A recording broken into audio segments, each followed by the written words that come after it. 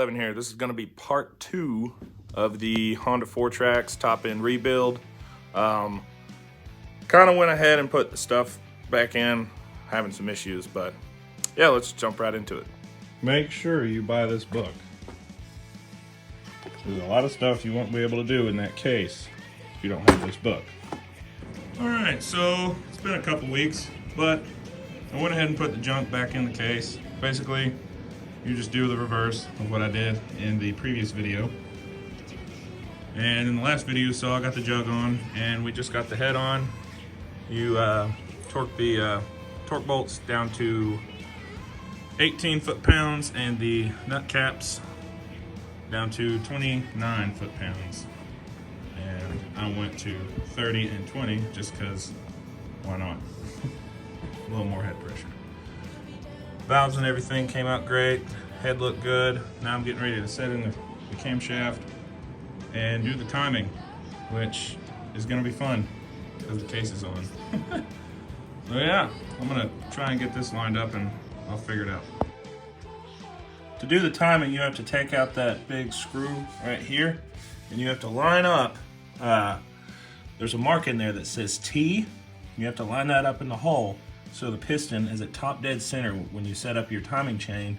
And then the gear on the timing chain sprocket, or the sprocket itself, it has 2 marks on it that have to be flat with the top of the head there. And then there's a dot that has to be up top. And that's how you do the timing. It says it in the book. Got the head torqued, and I went ahead and put the valve body, basically, I guess you'd call it, the rocker box on. And we did a compression test. And this thing, I checked it when I took it off the bike and I turned it over, and it was getting 40 PSI compression. I checked it again, and now it's getting 175. You talk about an upgrade. So we're getting ready to put on our new gaskets here. I cleaned up all the mating surfaces, polishing up the tops, make them a little shinier, you know, they look a piston ring. But man, you talk about some compression. I'm probably gonna have to start using the compression release again. 175 PSI. Oh man, I love it.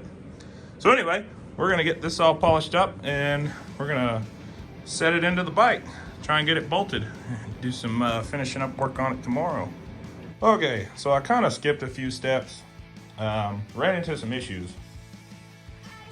Had to tear the motor back apart again. Luckily, I didn't have to take it off the bike. But yeah, you gotta buy one of these if you're gonna do this, because there's some stuff in there that I had no idea about. Let's see if I can find it. Like the clutch plates and how they're supposed to set in there. I had them wrong. And the dadgum kickstart. That was ridiculous. Trying to put that thing in there. Turns out you have to charge it up with a pair of pliers when you stick it in there. Or the handle. You gotta like turn it while the teeth aren't engaged in the gear, so the spring load is correct. Otherwise, it makes this god-awful whining sound and it doesn't work. Ring. So, got it all back together. Just changed the oil, or put oil in it. So yeah, it engages now, so that's good. I just started it. I had to adjust the valves a little bit. They were ticking pretty bad. But luckily the book tells me what size filler gauge to use. It's 6/1000 of an inch. So we'll fire it up.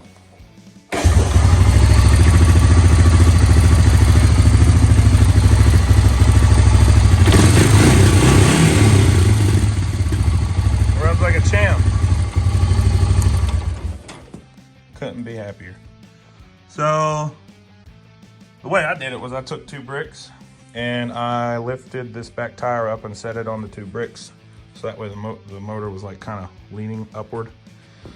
It was easier to put the cover back on. You had to take this off as well, but that wasn't hard, it's just 4 bolts. And I went ahead and took my rear brake lever off because